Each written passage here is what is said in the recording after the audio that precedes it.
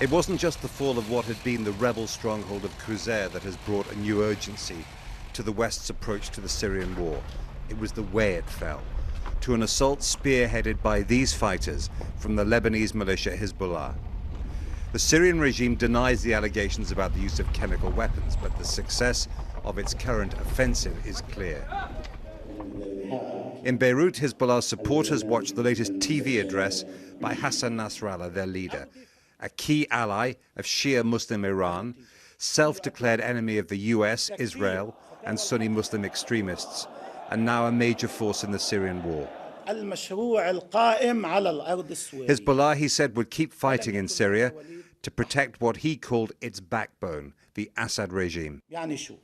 The strategic ramifications are very big and huge, you know. It gave the regime this momentum, and it gave the regime this psychological, push. That's why the Americans want to change the game to end the era of homemade weapons for the rebels they judge it's safe to support. As well as what they've made themselves, this factory is in a suburb of Damascus. The rebels have had light weapons from Saudi Arabia and Qatar. Now they're desperate for more firepower to break the regime's new momentum. The credibility of the US is at stake. For 2.5 years, all we got from the West and the US was words. So if this is just the same, it won't change anything. The Syrian people will continue the revolution, even if they have to fight with their bare hands. But if the Americans do as they say, I believe it will change the balance of power in the region.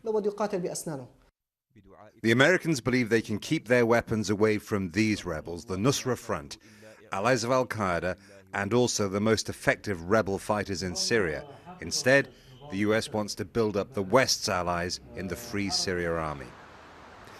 Here in Beirut and across the border in Syria, supporters of the rebels fear the West is still not ready to help them overthrow the Assad regime. It looks peaceful enough here, but the war in Syria is spreading danger right across the region. And there seem to be some inconsistencies in the West's own political strategy.